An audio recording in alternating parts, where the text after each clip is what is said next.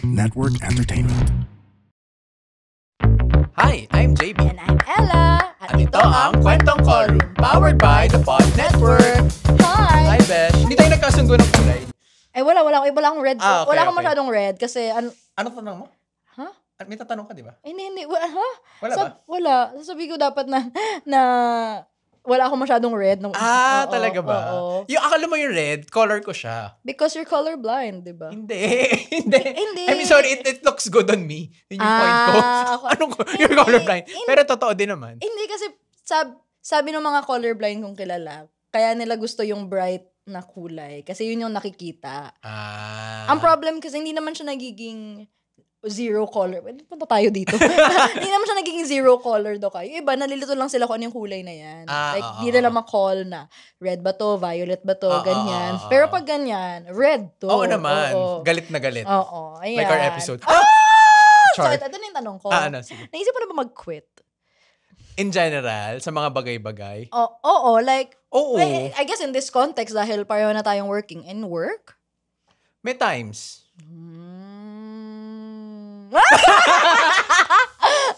pregnant pause. Kasi yun yung gusto kong pag-usapan natin today. Kasi parang, when you think about it, medicine or the work we do as doctors or public health or as researchers, academicians, they're all jobs. And as with the job conversations, there may be a point na gusto mong itigil. Kasi hindi ka na masaya, hindi ka na nakahanap ng fulfillment sa ginagawa mo. As with other jobs na hindi sa medical profession, 'di ba? Lagi natin nakikita yan na mag-resign na or ngayon, magagawa na ng resignation letter. Or ganyan. mag-half day sa work kasi mag-i-interview na sa kabila. Or parang, bakit ang ganda ng suot mo today? Hindi ka naman ganyan palagi magsusunod sa half day. Alam interview.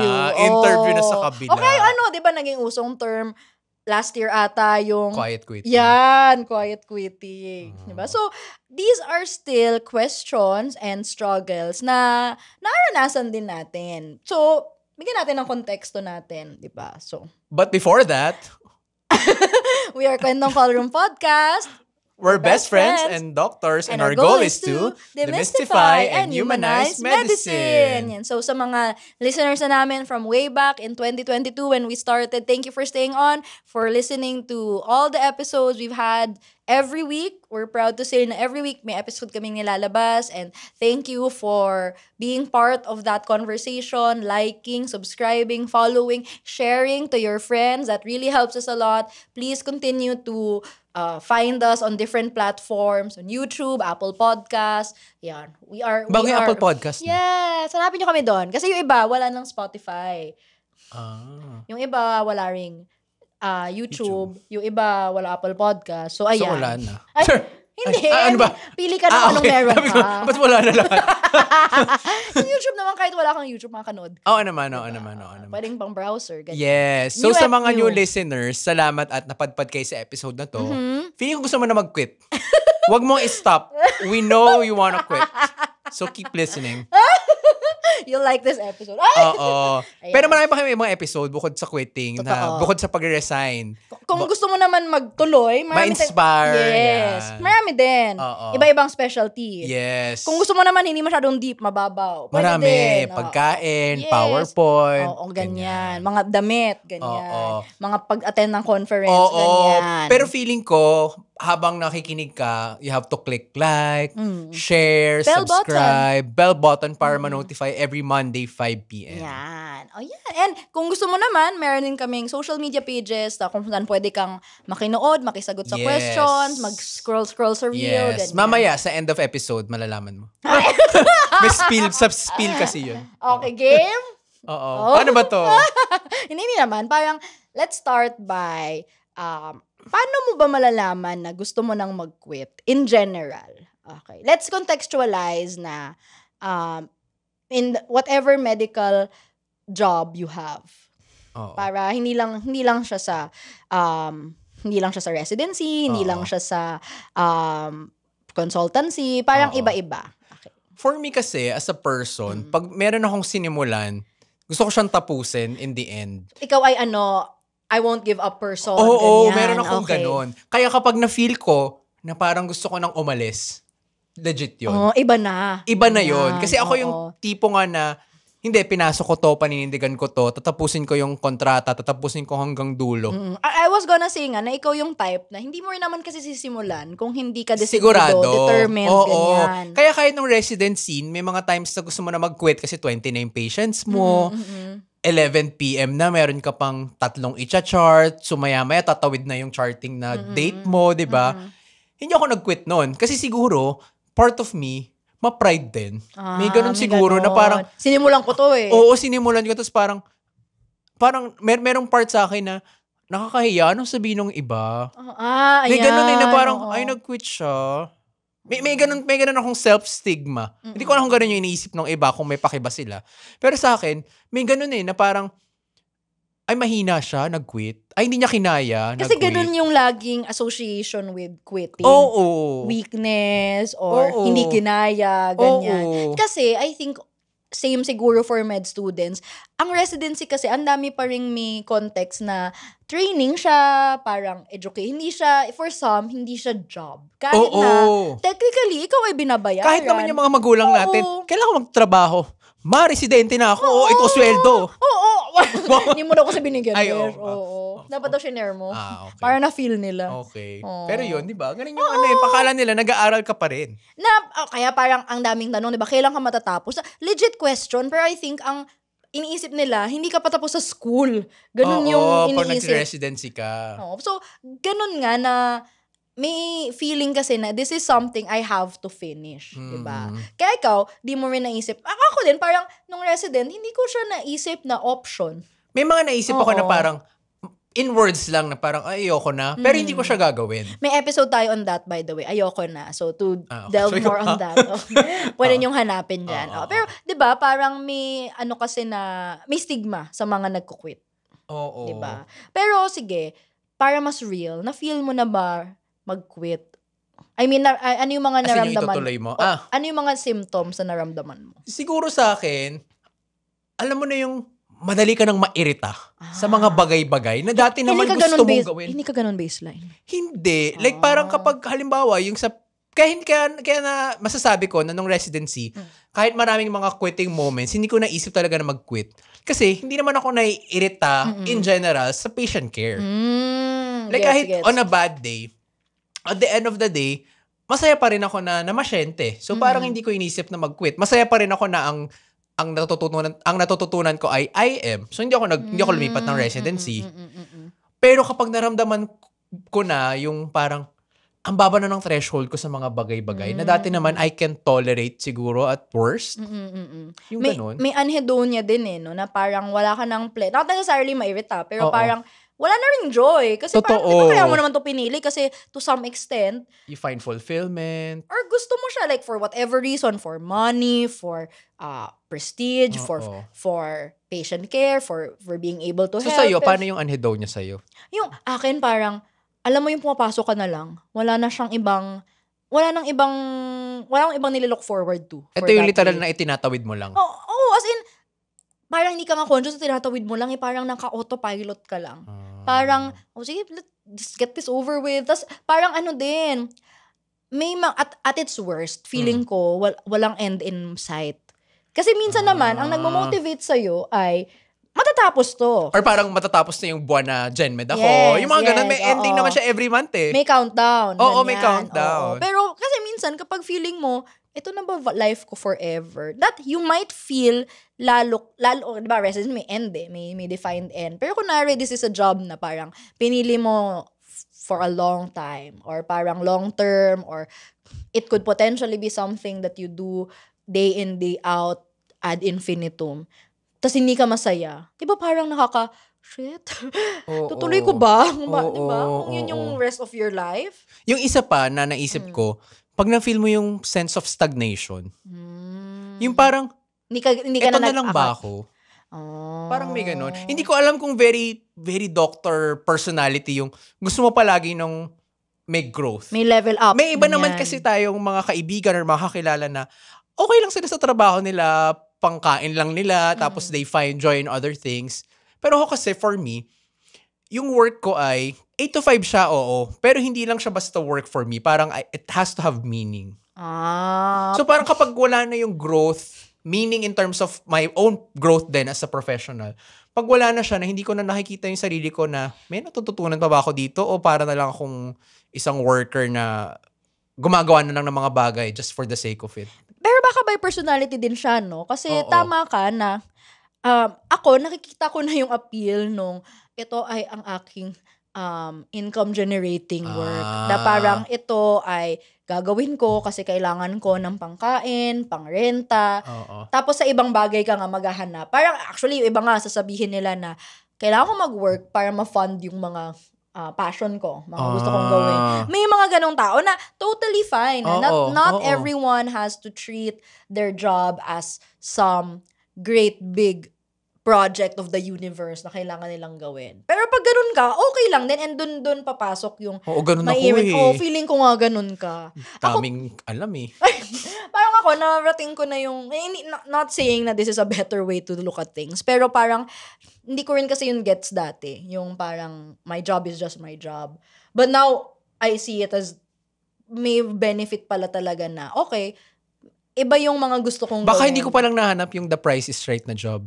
Ay, na pag mataas yung sweldo, tapos ganito lang, okay na rin. ito lang eh. Oo, malaking kita. So, factor din yun. Yung ano, yung income. Oo. Yeah, punta tayo dyan later. Pero sige, ano pang mga feelings na... Ano pa nga ba? Ako meron Sige, ako. sige, Na parang, ang feeling ko naman ay, alam mo yung, feeling ko ang daming bagay na napipilitan lang ako. Ay, oo nga. Oo, yung parang yung- labag sa loob mo. Iba siya sa tinatawid eh. Pero parang, alam mo yung every step you take ay ayaw mong i-take. Ganun siya. Oo nga. Tama. Parang meron nga rin akong ganun na parang, dati, willingly ginagawa ko siya. Pero ngayon, pag sinabihan ako na gawin mo yan, naiirita ako lalo. Na parang napipilitan ka or parang ayaw mo na nga siya gawin. Oo nga. Totoo. Parang, tsaka may isa pa ako napansin na, di ba yung sa'yo, isa mong sinabi ay parang wala kang growth. Oo. I think another version of that ay, ayoko nang mag-grow. Oo, hindi. May mga ganun na, I felt that at some point. So lahat, ako rin, na-feel ko na naman mag-quit many points in my life. And one of the ways I knew na, okay, this is bad, ay, ako mismo, ayoko na ng self-growth. Ayoko na mag-improve in this field. Like, part siguro siya ng tatawid ko na lang. Kasi, ako... Parang wala ka ng pake. Oo, Kung parang mag-grow ganun. ka. Oo, parang, basta ginawa ko Parang trabaho okay ko. pa pala yung sign na naghahanap ka ng growth, no? Baka nga. Kasi parang, wala akong pake. As in, parang, kung wala akong growth dito, fine, I can find it elsewhere.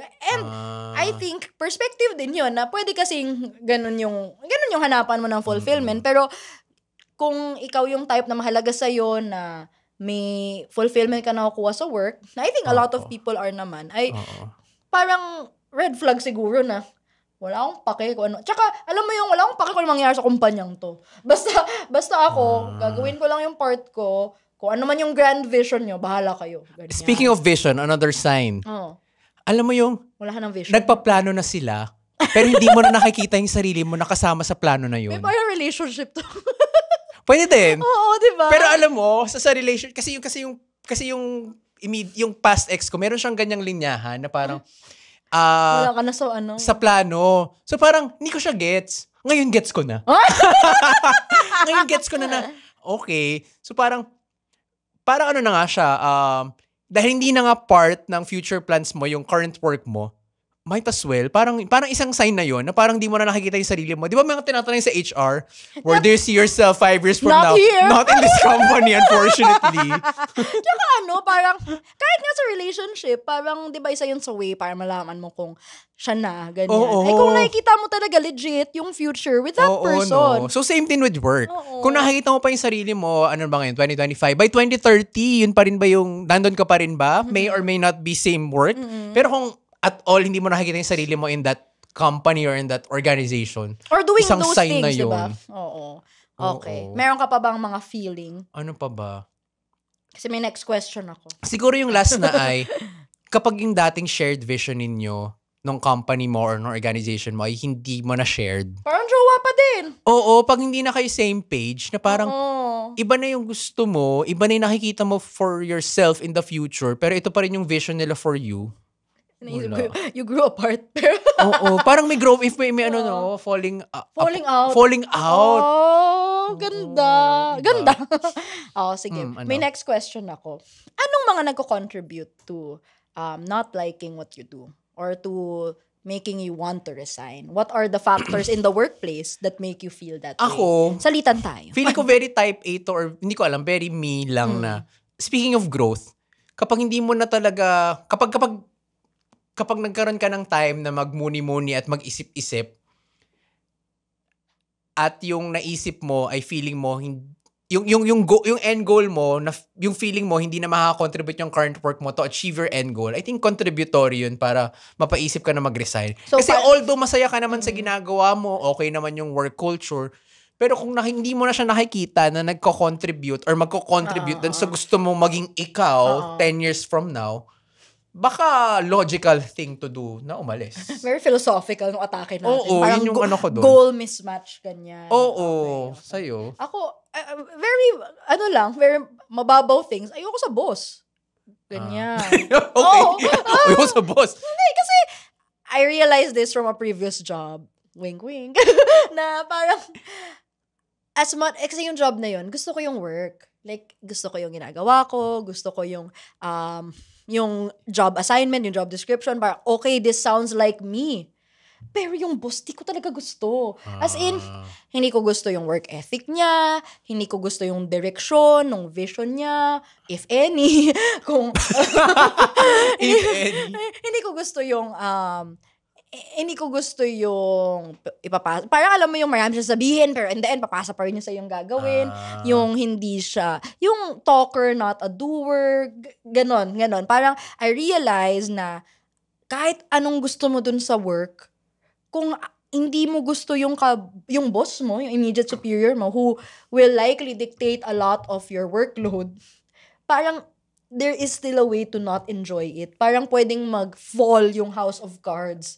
Kaya na-realize ko, sa pamimili ng trabaho, importante talaga yung boss, no? Na not necessarily magaling yung, not necessarily prestigious yung boss ko, or madadala niya ako to maraming connections, which are also options, but alam mo yung hindi kayo swak nung boss. Like, hindi kayo same ng, hindi sabay yung cadence nyo. Parang ganyan. Tsaka dapat parang swak nga yung gusto mong mangyari sa'yo or gusto mo sa relationship with your boss. Kasi for me, siguro at this phase of my life, gusto ko yung boss or superior na I can learn something from. Yung iba kasi parang okay lang na wala tayong pakialamanan, chill lang. May iba na nag-work din yung ganon. Pero ako kasi, mas gusto ko yung may feedback. Yung meron ka matututunan, yung pwede mong role model. I guess part din yun na parang nakaka-contribute din yung boss sa sinasabi mong growth. Kasi parang syempre, yung boss, dapat ang tingin niya sa'yo, hindi alipin. Hindi... Dapat merong mentoring component. Yeah, parang gusto din niya mag-improve ka. And I guess the better bosses would even go on to say na may vision siya din para sa'yo. Whether in that company or elsewhere. Parang alam mo yun, hindi ka niya ibabox na dito ka lang forever. Kasi you don't want that. Unless, Totoo. Diba? May naalala. Oo nga. Totoo. Ano pa? Ano pa ba? Ako, fortunate ako na hindi ko masyadong naramdaman to. Pero yung culture sa work. Ayan, mga workmates, ganyan. Workmates. Or yung sa akin kasi, fortunate naman ako sa current organization ko, hindi masyadong bilangan. Okay. Time in, time out. Hindi masyadong namumula na parang bawat kilos mo, bawat violation, minus swahod. Ganyan. Oo. So yung ganong culture. Tapos sa work nga din, yung iba kasi maraming mga chismosa. Yeah. Yung mga utak talang ka. Yan, oo. Diba? Mga hihilain ka. Oo. Mga goners sa jobs. Ganun. Yung mga, hindi, alam mo yung lagi yung plot sa mga law firm na series. Yung parang, kung gusto niya yung kaso, kanya, ganyan. Parang gagawa niya ng paraan na sa kanya mapunta tong kaso na to or itong work na to. Sa kanya parang, sige, sa'yo na ba? Ang dami ko nang ginagawa. All yours. Ganyan. Sa'yo na. Pero din, no, parang, that's one thing na hindi mo gusto yung culture. It could be really destructive kasi. Minsan, sobrang, hindi psychologically safe yung place para sa'yo. Oo. That's one. Pero isa ding na-realize ko, na ano naman to, a bit on the flip side, na-realize ko na ang workmates ko, hindi ko pala sila kailangan maging necessarily close friends. Kasi, I mean, I guess dahil a lot of us in medicine grew up na yung friends natin ay yung immediate circle natin in med school, in residency. Dahil ba dyan red flag na yung, ay, family tayo dito sa work? I hate that! Wow! I hate that! Hindi kasi, bakit? dati, parang, ang saya, parang we found the family here, ganyan, na we're out for each other, mga kapatid ko kayo, yung boss, nanay natin, ganyan.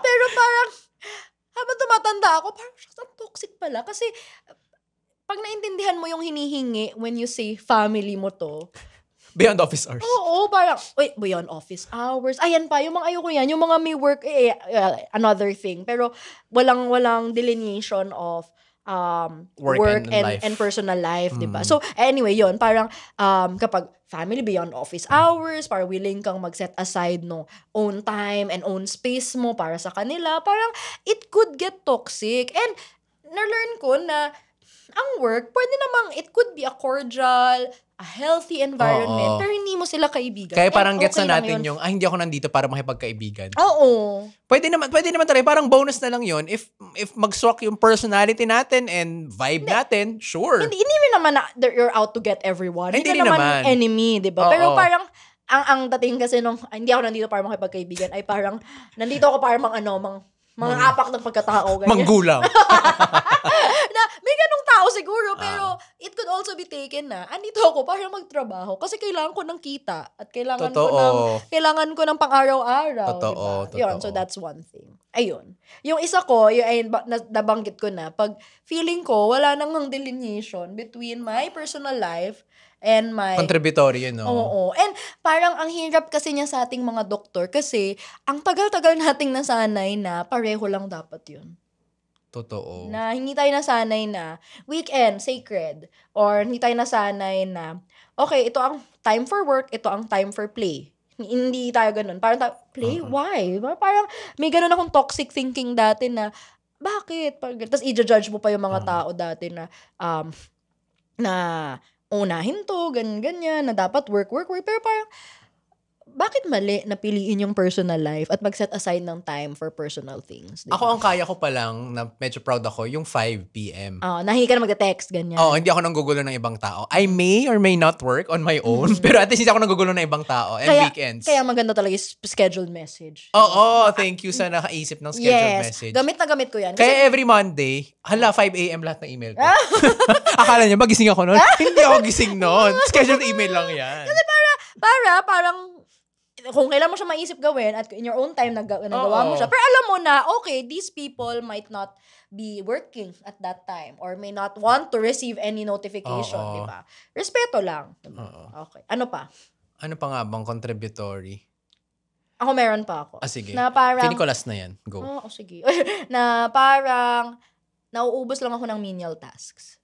Diba? Ayoko din ng ganyan na... Not necessarily menial, pero tasks that I don't wanna do and I think na, ano ba? How to say beyond your description? More job of, description? na parang, hindi ako nagde-derive ng joy from this. Ganyan.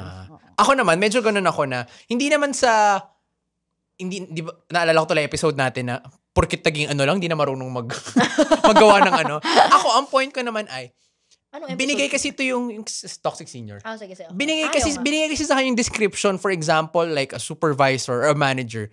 Dapat yung oras ko, mas sa higher na mga pinag-iisipan. Nauubos kasi yung oras ko sa paggawa ng mga kaya namang gawin ng iba. Tapos at the end of the day, sa akin pa rin iaasa yung mag-iisip ka ng ganito. Ay, sorry. Diba? The emotion. Diba? Kasi nga dapat, yun yung inassign sa'yo. So dapat, made-deload ka sana sa mga ano. And it's not, parang hindi lang siya. Hindi siya pagmamataas na hindi ko naman trabaho yan. Well, technically, hindi ko naman talaga trabaho yan. Hindi, tsaka din, parang, it's not necessarily ayaw mong gumawa ng lesser task. Pero it could also be na, parang, co-equal siya na task na parang binibigay sa'yo kahit di mo siya work. Or parang ayoko yun, yung pinapasa sa'yo trabaho, ginugulangan ka ng iba, or yung general feeling that you're being taken advantage of. Ganyan. Ayoko talaga nun. Oo. Sa totoo lang, hindi naman ako mabilang na tao, pero pag naramdaman kong, teka, ginugulangan na ako nito Siguro pag naramdaman mo yung besh, iba na. Parang nagulangan Oo, ka na talaga. totoo talaga siya. Kasi ako, matiisin naman. Wow. Yeah. Oh, totoo Matiisin naman ako eh. Di ba sinay-ko-analyze na kita dyan. Oo nga eh. Na Matiisin parang, ka. oo, matiisin umuul ako ka. ng umuo. Pero pag naramdaman ko talaga na parang may mali, legit na talaga yun. So that brings us to our final question. Mm. Bakit di tayo nagko-quit? Pride. Wow. So yun yung isa talaga. No? Feeling ko talaga, hindi ko alam kung in general as doctors na parang ayaw natin na tinitigil yung mga bagay na nasimulan na natin.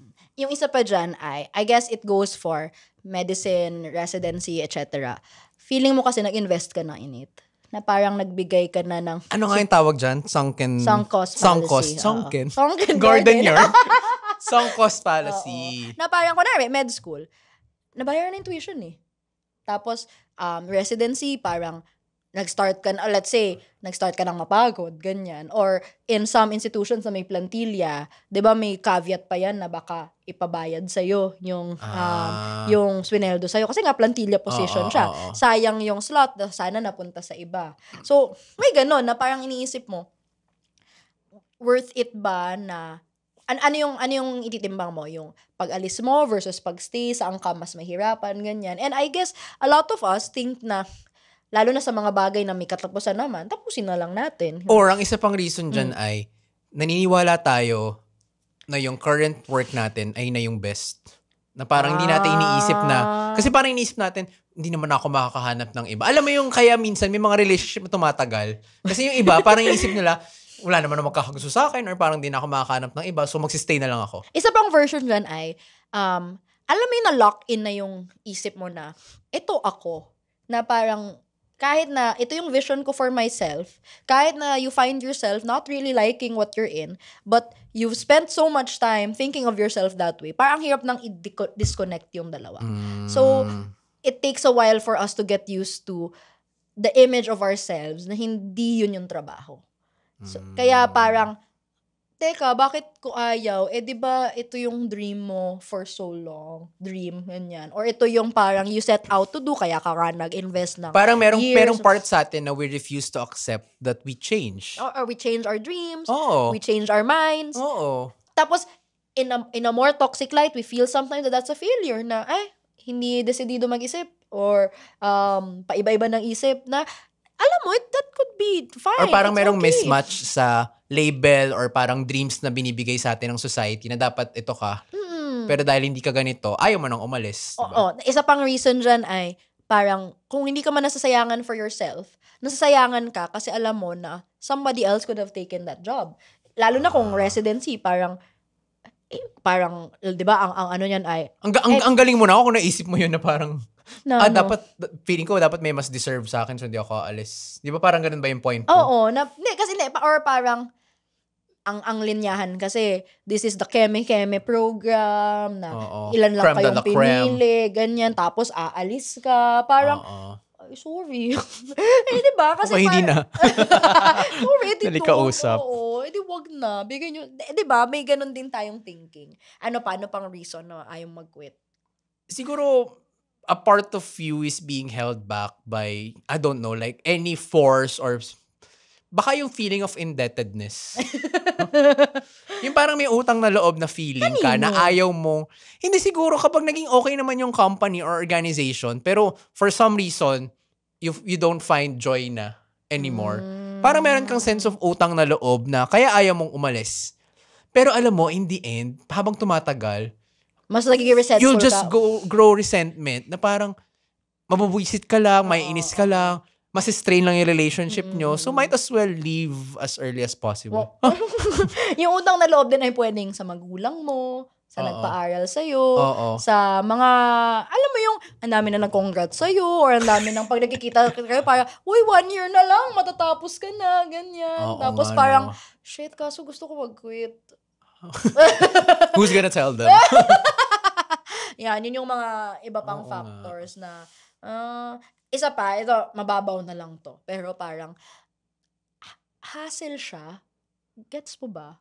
Or isa pang practical ay, ano siya, stain sa record mo pag nag-quit ka. Yung naisip ko sa hassle siya ay, alam mo yung, laging joke yan yung gagawa ng resignation letter. Pero alam mo, parang kailangan mo siya upuan Ano sasabihin ko? Parang, paano yung thought process, tapos isa-submit, tapos pag sinubmit, pag-uusapan, na parang, biglang, ay, magkukwito si ganyan. Or parang, how do you break it gently, na hindi ka naman mukhang parang nagreklamo, pero at the same time, you want to end on a positive note, na ayaw mo mag-burn ng bridges. And ano din, yung stigma din of someone leaving. Ganyan. I think, sa residency, mas may stigma. Pero parang in work culture, parang na-realize ko pag kinausap ko yung friend ko, parang hindi naman problem. Parang yung pag-resign ay parang, umihila ako, nag-resign ako. Minsan, may ganun na parang, kasi hindi ko alam, baka mas mahirap nga sa medical field na mag-resign. Kasi may expectations na tinapos. At saka kasi, yung iiwan mo, dadaming workload. Yeah, May ganung consideration Yan pa isang reason kung ba't lalo sa na sa residency, medicine. diba? Na alam mo na, kunwari, gusto mo mag-quit. Pero alam mo, may mga duties ka pa or may mga patients ka pa. Yun yung kasama sa hassle. May endorsement pa yun. Alam mo yung isang bagay. Tapusin ko na lang. Hindi, may isa akong toxic sa sarili ko na ginawa na may time dati na hindi ako nag-leave during kasi ayaw mong i-endorse. Kasi parang na-hassle ako. I needed to leave for personal reasons. Pero parang na-hassle ako na kailangan ko pang guluhin yung ibang tao or kailangan ko pang naglilista pa ako ng mga stuff, ganyan. Tapos parang, ito, parang, ano kasi yan pasyente, ano pang ginagawa, ano pang kailangan. Kasi, ayaw mo ding may masabi na. So parang, ikaw na lang na grounds. Oo, kasi parang nangyari, 2 days lang siguro, ganyan. Kasi parang, ako na dyan, kasi mas kilala ko naman. May ganun din na, pero alam mo, dapat hindi ako ganun, pero, ayan, yun yung mga deeply ingrained toxicities. Ano pa? Ano pa ba? Ano din? Yung sinabi mo kanina. Ano nga ba yun? Ano sinabi ko kanina? Oh my God. Nakalimutan ko na. Oh my God. I think it's time to Pero all this to say na lahat tayo naranasan, naramdaman natin. Yes, it's very valid. Or ayaw na natin, ganyan. Oo, and a lot of things in work, ganyan. In love. And these things could be temporary. As we talked about in our Ayoko Na episode. These things could be something na we just need to let out. Irereklamo ko lang, pero gagawin ko pa din. Ganyan. Pero parang, reklamo mo na, pero gagawin ko naman. Oo, parang kailangan mo lang magreklamo. Oo, kailangan ko to. Bakit ba? Or, eventually, if you really do find with a lot of introspection, a lot of getting to know yourself, you will sometimes come to a point na hindi ka masaya sa kaya ang hirap talaga mo. minsan nagkakaroon ng downtime. Napapaisip ka sa mga bagay-bagay Kasi dun mo makikita na, is this where I want to be? Is this what I really want? True. And the right answer could go either way. Wala kaming sinasabi kahit na yung episode ay tungkol sa pag-resign. Pwedeng ma-realize mo, ay, gusto ko pala talaga dito. Or may Good for you. Love that for you. Ano yung song ni Lady Gaga na parang may one Abracadabra. reason? Na parang may a million reasons. Kahit na parang may million reasons. Parang show na yan. Parang may billion reasons to leave. Pakahawakan mo yung one reason to stay. May ganun din. Pero, ayun. Huwag masyadong martyr. the right answer could be either, okay, magstay ka kung gusto mo and you decided na worth it siya. But it could still be perfectly acceptable given a lot of nuance kung pipiliin mong umalis. Yes. And I guess talagang may stigma, first and foremost. Pero if anything, we'd like to talk about it more. Para nga, less yung pag-look down. Ma-normalize in a way. Hindi naman normalize pala. Hindi naman normalize na lahat nag-quit. Pero parang to make it a more... Desensitize people. A more concrete option din. Oo. Kasi parang, tama kayo the longer you stay in a job you don't love, the longer you will... grow resentment. Yeah, and you will grow not just to hate the workplace or your colleagues or your boss, you will hate yourself din Totoo. Kasi parang, lagi Ba't ka mo pa sasabihin... nagsistay? Hindi, tsaka sasabihin mo lang sa sarili mo, ginusto mo yan Oo. So parang ang ultimate na may kasalanan na feeling mo ay ikaw. Yun, pero I guess hindi naman tayo dito to give advice or parang mag-encourage na mag-resign. Mamaya nag-resign yung isang batch, no?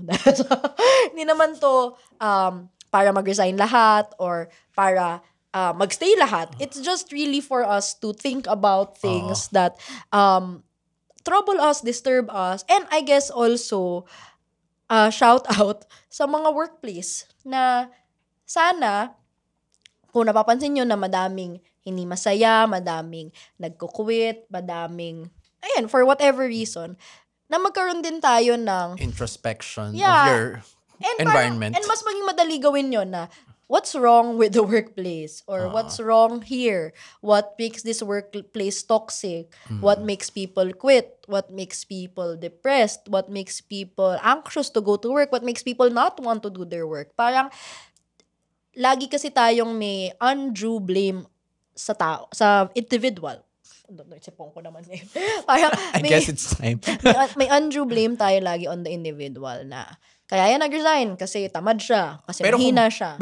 Pero kung parang kalahati ng department nyo, baka it's not a them problem. Maybe it's a you as a workplace problem. Kailangan din, we advocate for healthier workplaces. Agree. Also in medicine. Yes. Kailangan matigil na yung Pagpapasa-pasa ng generational trauma. tsaka parang yung sa medicine na kailangan mo lang tiisin. Oo. Tapos parang kapag consultant or kapag nakaangat ka na, biglang pakihirapan mo din yung mga junior mo kasi True. pinagdaanan mo yun. Hindi siya matitigil. Kasi everyone will just perpetuate the cycle, which we shouldn't do. Ayun lang. If you like this episode, please follow Kwentong Callroom Podcast on Spotify, YouTube, and Apple Podcasts. We drop new episodes every Monday, 5 p.m. You can also follow us on social media for more chika and updates. We're Kwentong Callroom Podcast on Facebook and YouTube. And Spotify, Apple Podcast. At Callroom Podcast on X, Instagram, Threads, and TikTok. You can also join us in our Discord community. Callroom, ano ba yan? Kwento lagi. Callroom Tambayan is our official community server where you can join us at iba pang mga ka-callroom. So each week, meron din tayong episode question that we release every Friday, 12 p.m. Makisagot sa question of the week to keep the conversation going. At kung gusto niyo mag-submit ng questions, concerns, and chief complaints, open pa rin ang kwento mo sa Callroom. It's a Google form where you can submit your questions to us. Hanapin nyo lang kami on social media. At kung mapili namin yung kwento mo, pwede namin yung sagutin in one of our future episodes. And if you want to reach us via email, you can reach us at kwentongcallroom@gmail.com. Ano ba? Quit na. With that, ikaw pala. With that, I'm Ella. And I'm JB. And this has been Kwentong Callroom.